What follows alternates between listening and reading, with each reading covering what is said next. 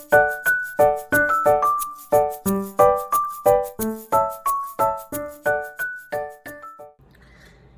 ඔයාලට කොහොමද? Welcome back to my YouTube channel. අපි අද පොඩි ගමනක් යන්න මේ ලෑස්ති වෙලා ඉන්නේ. අද හොඳට ඉර පායලා තියෙන දවසක්. අපි අද මේ යන ගමන මොකක්ද කියලා ඕගොල්ලන්ට අදහසක් කියනවා. ඕගොල්ලෝ මෙන්න මේ පොත් ටික කියවලා තියෙනවා නම්. ඕගොල්ලෝ Little House කතා මාලාවේ ඉංග්‍රීසි පොත් සෙට් එක හරි එහෙම නැත්නම් ගංගා නිරෝෂිනී සුදුවැඩිකන්ද මහත්මිය පරිවර්තනය කරපු සිංහල පොත් ටික හරි කියවලා තියෙනවා නම් මේක ගැන අදහසක් තියෙනවා. පොත් ඔක්කොම කියවන්න ඕනෙත් නෑ. පළවෙනි පොත ඒකේ සිංහල පරිවර්තනයේ නම තියෙන්නේ වනාරණක කුඩා නිවස කියවලා තියෙනවා නම් මම මේ යන ගමන ගැන ඔයාලට ලොකු අදහසක් තියෙනවා ඔළුවේ. අපි අද මේ යන්නේ මේපල් ෆෙස්ටිවල් එකකට. අපි අද යන්නේ කොහොමද මේපල් සිරප් හදන්නේ, කොහොමද ඒවා ඒ කියන්නේ ඔරිජිනල් මේපල් සිරප් හදන්නේ, ඒ process එක ඒක ගැන බලන්න තමයි අපි මේ යන්නේ. සාමාන්‍යයෙන් අවුරුද්ද මේ කාලේ තමයි මේපල් සිරප් හදන කාලේ. එතකොට ඇත්තට මේ ෆෙස්ටිවල් එක කියලා කියන්නේ යාලා ඒක කියලා දෙනවා අපිට. එතකොට ඒක හැමදාම තියෙන්නෙත් නෑ. අද තමයි මේ අන්තිම දවස. මාර්තු 25 ඉඳන් අප්‍රේල් 6 වෙනකන් තමයි අපි මේ ඉන්න පළාතේ මේපල් ෆෙස්ටිවල් එක තියෙන්නේ. මම දැන් පරක්කුයි ඒගොල්ලෝ මේ අපේ බබයි ප්‍රණීතුයි ඔල්රෙඩි ගෙදරින් එළියට ගියා. අපි එනයි යන ගමන් කතා කරමු. බයි බයි.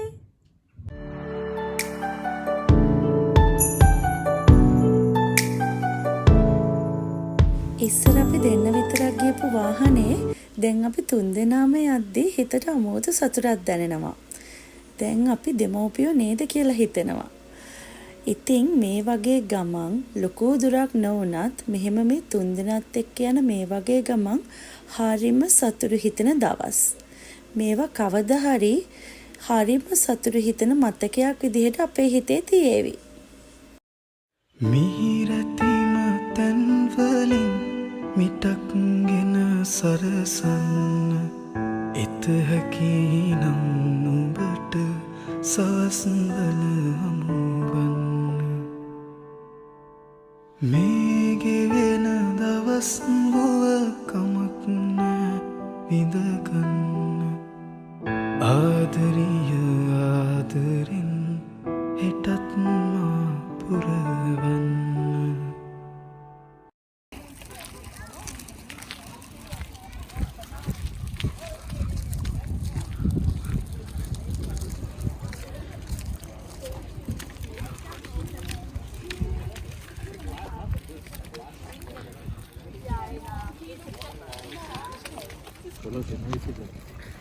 අපි දැන් තමයි මේ වාහනේ පාක් කරලා ඉස්සරහට යන්නේ. දැන් මෙතන ඉඳන් අපිව පොඩි රේල් එකකින් එක්කගෙන යනවා. මේක ඇත්තටම පොඩි කැලෑවක් වගේ එකක්. ඊට පස්සේ අපිට පෙන්නනවා මෙයාලා කොහොමද ඒ සිරප් හදන්නේ, ඒ දේවල් කොහොමද කියලා මෙයාලා අපිට පෙන්නනවා. දැන් අපි මෙතනට යන ගමන්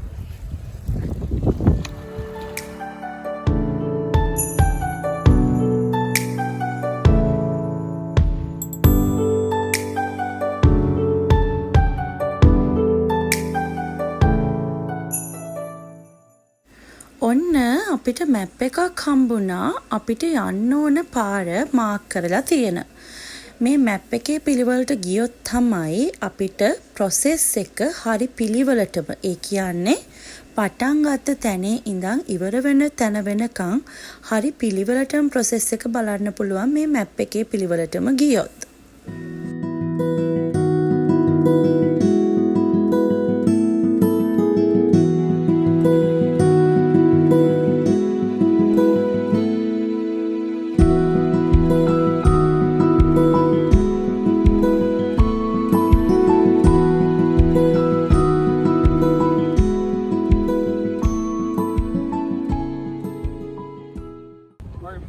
To harvest the sap, and it's generally around March.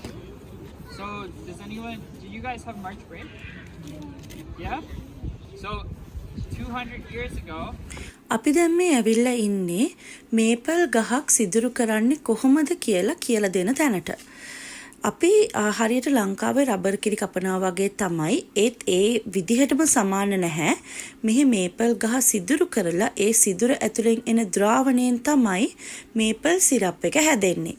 මෙතනදි කියලා දෙන්නේ කොහොමද ඒ සිදුර හදන්නේ කියලා.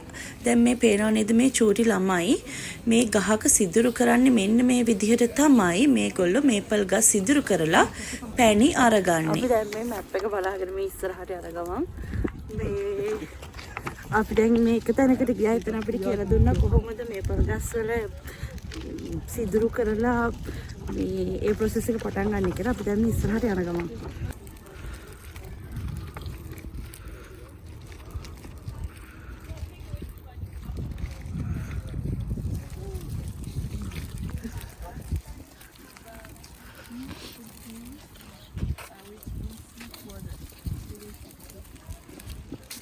බලන්න මෙන්න මේ මෙතන තියෙනව අඳුරගන්න පුළුවන්ද කියලා. මේ තියෙන්නේ වෝර්ක හම්. මේ ඈතින් පේන්නේ වෝර්කයේ හිස් කබලක ඇටසැකිල්ලක්. එතකොට මේ තියෙන්නේ වෝර්ක හම්. මේවා මිනිස්සු ශීත කාලයට ප්‍රයෝජනයට ගන්නවා. ශීත කාලයේ ඇඳුම් පැළඳුම් සකස් කරන්න. ඒ වගේම තමයි විවිධ නිෂ්පාදන විවිධ සමාශ්‍රිත නිෂ්පාදන වලට මේගොල්ලෝ මේවා පාවිච්චි කරනවා. They would make maple syrup when the early indigenous communities discovered sweet water. So when I say sweet water, I mean the sap that we get from the trees. They called it sweet water because sap is a whole lot of water and just a little bit of sugar. I have some rocks that are cooking by the fire here, and what they would do is they would take the tools such as their antlers and hot rocks and place them into our tree trunks over here.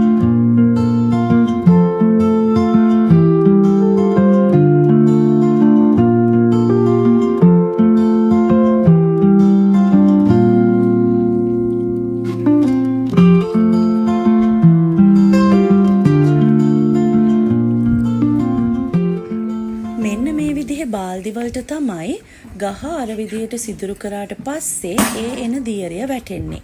ඒකට මේගොල්ලෝ කියන්නේ සැප් කියලා. ඔන්න මේ board එකේ පේන විදිහට ඒ සැප් එක මේ වගේ බාල්දි 40ක් එකතු වෙන්න ඕනේ එක මේපල් සිරප් බාල්දියක් හදන්න නම්. ඒ කියන්නේ ඒ වගේ බාල්දි 40ක් එකතු වුණාට පස්සේ තමයි එක මේපල් සිරප් බාල්දියක් අපිට ගන්න පුළුවන්. ඔන්න දැන් අපි ඇවිල්ලා ඉන්නේ ඊළඟ ස්ටෙප් එකට. මෙතනදී තමයි පෙන්වන්නේ අර එන දියරය අර බාල්දි වලට එකතු කරගන්න දියරය උණු කරලා කොහොමද සිරප් එක හදාගන්නේ කියලා. එතකොට ඒකට නිශ්චිත උෂ්ණත්වයක් තියෙනවා, නිශ්චිත පැය ගාණක් තියෙනවා. ඒක උණු කරලා මේපල් සිරප් එක අදාළ ගුණාත්මක භාවයට හදාගන්න විදිහ තමයි මෙන්න මෙතනදී කියලා දෙන්නේ.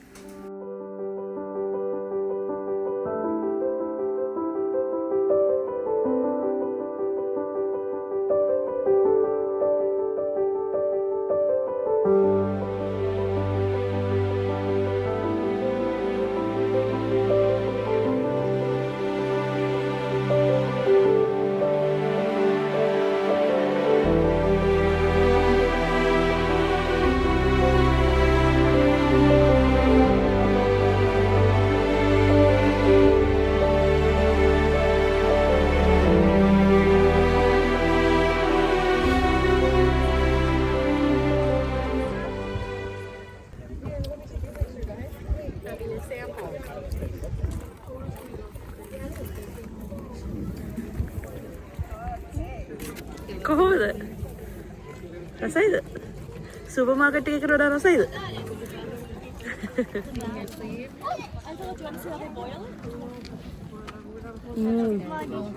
පොඩක් කිතුල් පැණි රහක් කියලා වගේ.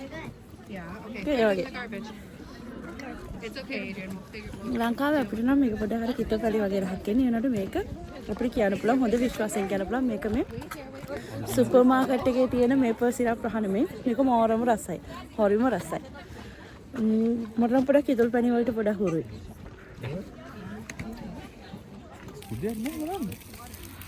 ආ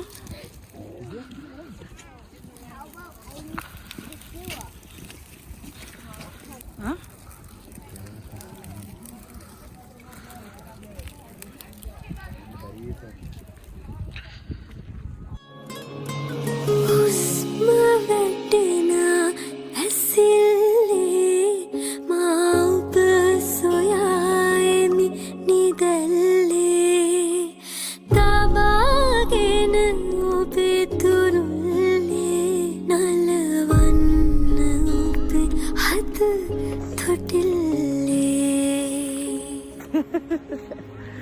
අපි දැන් අපේ ගමන ගොඩක් ඉවර කරා. ඔක්කොම ඉවරයිනේ. Almost done. දැන් අපි යනවා මොන හරි කන්න. මෙතන ඒගොල්ලෝ ගාව තියෙන හරිම fresh maple syrup. අපි දැන් යනවා මොන හරි කන්න.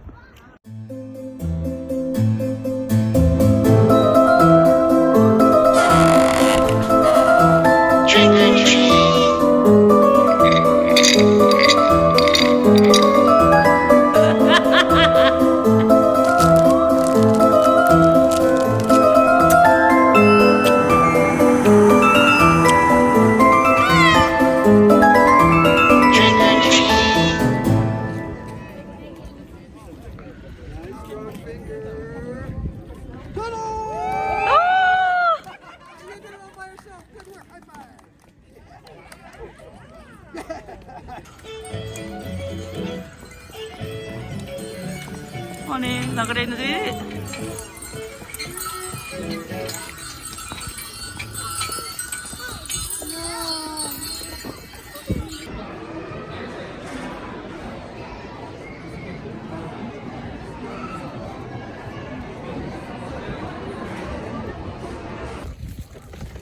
අපි දැන් ඔන්න හැමදේම බලලා දැන් ආය අපේ වාහනේට යනවා. ඉතින් මේක හොඳයි, මේක හොඳ එක්ස්පීරියන්ස් එකක්.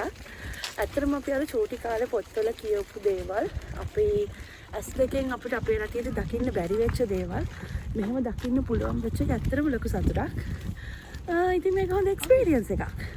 ආයෙත් දවසක වීඩියෝ එකකින් මම ඔයාලව හම්බෙන්න එන්නම්. ඉතින් එතකන් සතුටින් ඉන්න.